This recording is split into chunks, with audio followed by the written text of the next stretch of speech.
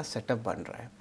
अगर हम मानसी अगर बात करें तो ऑफ कोर्स नेगेटिव सेटअप तो है ही, नो डाउट। क्या इंपॉर्टेंट लेवल्स रहेंगे या इम्पोर्टेंटली देखा जाए किस तरह बाजार आता है, इसलिए गैप डाउन ओपनिंग तो लगेगा ही। एब्सोल्युटली। और शुरुआत में ही संकेत इसी तरह के शरद मिल रहे हैं। देखिए 300 अंकों की गिरावट गिफ्ट निफ्टी की तरफ से, और गिरावट जो है लगातार बढ़ती हुई नजर आ रही है। एशियाई बाजार भी इस वक्त कमजोर देखने को मिल रहे हैं। कच्चे तेल की चाल में हम देख रहे हैं एक बड़ा उबाल है। और शुक्रवार का दिन मैं इनफैक्ट कल क्लोजिंग जब हो रही थी तभी बता रही थी कि कल जो लास्ट आवर ऑफ ट्रेड में खबर आती हुई एयर इंडिया के प्लेन क्रैश की आई, वो काफ़ी दुखद थी और सेंटिमेंट ओवरऑल भी ख़राब थे और वहाँ से और ज़्यादा सेंटिमेंट खराब होते हुए नजर आए।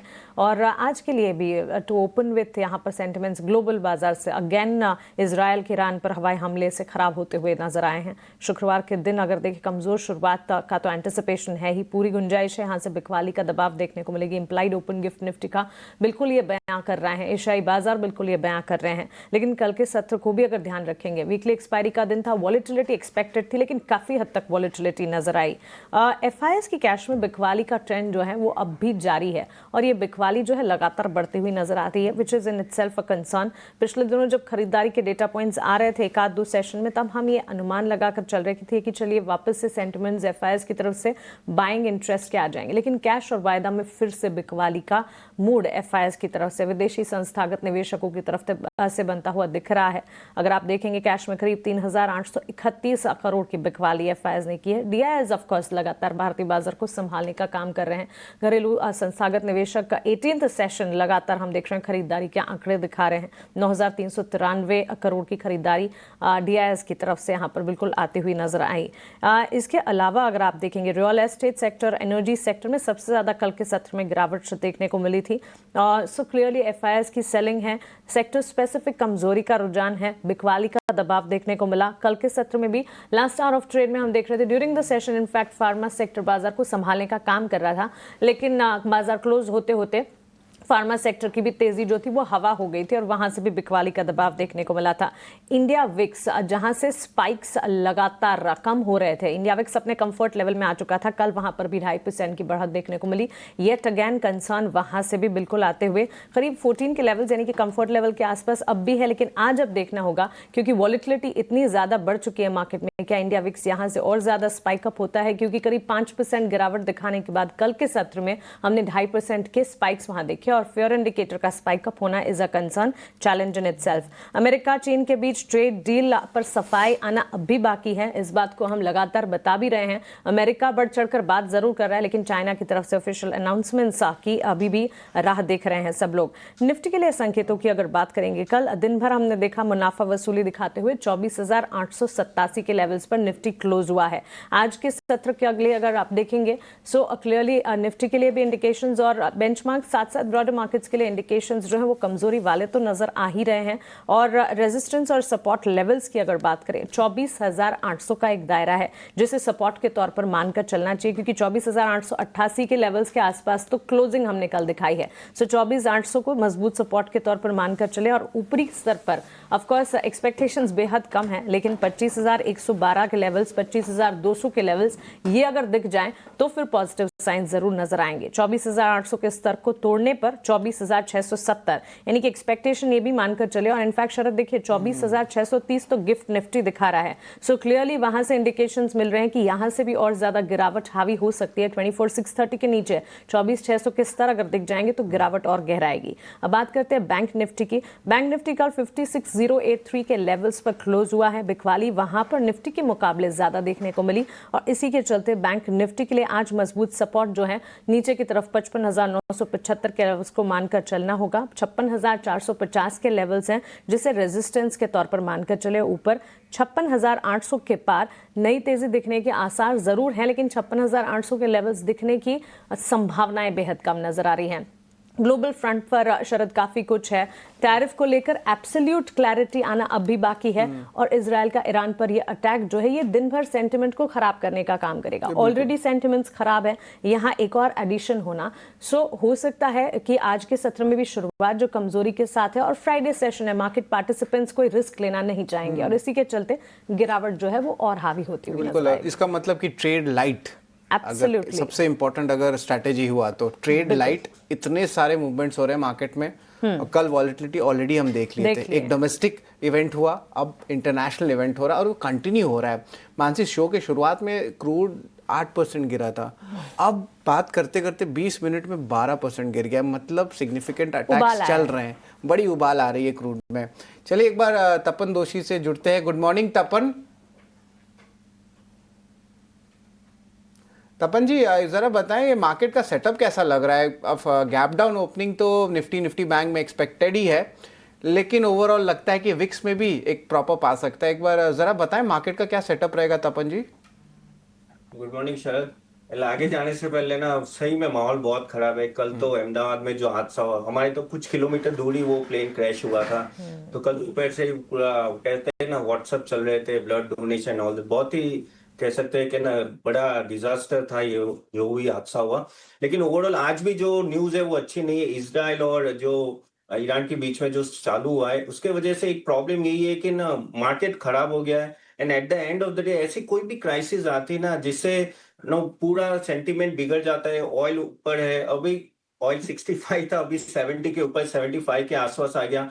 तो आप सोचो इस तरह से अगर मैक्रो इकोनॉमिक चेंज होती है ना तो उससे मार्केट अच्छा नहीं लगता है। एंड ओवरऑल अनिश्चितता के वजह से ना विक्स भी आप देखो जिस तरह से मूवमेंट आ रही है, एंड ओवरऑल ग्लोबल सेटअप बिगड़ जाता है। तो यहाँ से हमारे लिए तो सब अच्छी न्यूज थी, लेकिन कल से जो प्लेन का हादसा हुआ और आज जो हुआ तो वो ऑफकोर्स ना सेंटीमेंट खराब कर रहा है। और यहाँ से एज ए इन्वेस्टर भी हमें थोड़ा ध्यान से इन्वेस्ट करना चाहिए, क्योंकि ये पता है ना, क्योंकि जिस तरह से यूक्रेन और रशिया का वॉर जिस तरह चला, लंबा चला, पता नहीं ना ये कब तक चलेगा। देखते हैं यूएस क्या इसमें नो अपनी योगदान देता है। लेकिन at the end of the day अगर ये लंबा चला वो एक सेंटीमेंट खराब करेगा और थोड़ी अनिश्चितता का माहौल रहेगा और मार्केट वीक रहेगा थोड़ी टाइम। राइट तपन, इंटरनेशनल फ्रंट पर इतना कुछ हो रहा है, लेकिन ये सही कहा आपने, कल ट्रैजिक इंसिडेंट अहमदाबाद में, और आप इनफैक्ट अहमदाबाद में ही हैं। किस तरह की स्थिति वहां पर बन रही है? क्योंकि करीब 1:30 बजे हादसे की खबर जब आती हुई दिखी, उसके बाद लगातार हर न्यूज़ चैनल पर यही ट्रैजिक इंसिडेंट की बात हो रही थी। सिर्फ देश ही नहीं, दुनिया भर से सहानुभूति और मैसेजेस आ रहे हैं, और 18 आवर्स स्वदेश भी मृतकों को श्रद्धांजलि तो दे रहा है। लेकिन कल सड़कें बंद हो गई थी। मेघानी नगर जहां नज़दीक में, एयरपोर्ट के नज़दीक जहां यह हादसा हुआ, वहां पर भी सिचुएशन काफ़ी ज़्यादा ख़राब होती नजर आई थी। बहुत ही टेंस था कल माहौल। और कल तो क्योंकि हम लोग लोकल से है तो मैसेजेस आ रहे थे कि आप प्लीज हॉस्पिटल जाइए, अपना ब्लड डोनेट कीजिए, सब ग्रुप्स न भेजिए। क्योंकि उसमें क्या हुआ, एयरप्लेन ने वो जो हॉस्टल में क्रैश हुआ तो वहां मेडिकल स्टूडेंट्स थे, उसमें भी काफी डेथ आई है, काफी सीरियस अभी भी है। 265 डेथ तो अभी तक कंफर्म हो गए। तो उसके वजह से और माहौल खराब है, क्योंकि वहां सब स्टूडेंट्स थे जिनको पता भी नहीं था। और जिस तरह से क्रैश हो ना, माहौल ऐसा हो गया ना कि सब, क्योंकि देखो मुझे पता है उतना कि रोड भी इतने यानी पौड़े नहीं थे कि कह सकते हैं कि फायर ब्रिगेड जा सके। फिर वो जेसीबी से सब तोड़े और बहुत कुछ किया और नो डाउट सब जगह से हेल्प आई। लेकिन तब तक बहुत लेट हो चुका था, क्योंकि वो जो ब्लास्ट हुआ इतना बड़ा ब्लास्ट था, क्योंकि इतना आई थिंक 175,000 लीटर का ईंधन ही था उस प्लेन में। उसके वजह वो ब्लास्ट इतना बड़ा था कि बचने की कोई उम्मीद नहीं थी। एक लोन सर्वाइवर था, वो भी मिरेकल था। लेकिन at the end of the माहौल बहुत ही टेंस था अहमदाबाद में, पूरी रात तक यही चलता रहा। आज सुबह मोदी जी आ रहे हैं तो देखते क्या बोलते हैं। लेकिन हाँ, हादसा बहुत ही खराब था। ये सही कह रहे हैं तपन आप, और सवाल अभी इस से कई सारे उठते हैं। सेफ्टी स्टैंडर्ड्स को लेकर सवाल उठते हैं, आखिरकार क्या कुछ हुआ उसको लेकर सवाल उठते हैं, चूक क्या रही उसको लेकर सवाल उठते हैं। और ATF जो आप 1.25 लाख लीटर की बात कर रहे हैं एक साथ, क्योंकि प्लेन सीधा इंडिया से लंदन जा रहा था, तो पूरा का पूरा भरा हुआ टैंक और इतना बड़ा हादसा। ऑफ कोर्स जो लोन सर्वाइवर है, it's a miracle in itself. और वो जो प्लेन की टेल थी, वो टेल पर थे जो लोन सर्वाइवर थे, और इसी के चलते उनका बचना मुमकिन हो पाया। लेकिन चलिए अब आगे बढ़ेंगे और मार्केट के सेटअप के साथ साथ अब स्टॉक स्पेसिफिक भी, ऑफ कोर्स सेक्टोरल टर्निंग ढेर सारी हो रही है, और इसी के चलते और आज के सत्र में तो कच्चे तेल के इर्द गिर्द कई सारे फैक्टर्स प्ले आउट होते हुए दिखेंगे। Oil marketing, oil refining, oil producers, ये सारे के सारे स्टॉक्स, पेंट, एविएशन पर भी नजर रखें, क्योंकि एक बड़ा उबाल कच्चे तेल में आता है और $75 के पार ये कोई छोटी बात नहीं है। और अगर कुछ तमाम रिपोर्ट्स की माने, JP मॉर्गन चेज का ये भी मानना है कि वर्स्ट के सिनेरियो में $130 बैरल के पास भी कच्चा तेल जा सकता है अगर ग्लोबल अनिश्चितताएं इसी तरह से आगे एस्केलेट होती हुई नजर आई। तबन, आपसे सेक्टर्स और स्टॉक्स पर भी आपका नजरिया जानना चाहेंगे। Of course it is challenge in itself, इतने कमजोर बाजार में सेक्टर्स और स्टॉक का मोमेंटम पिकअप करना, लेकिन किस तरह से देख रहे हैं stock wise, sector wise domestic markets को आप?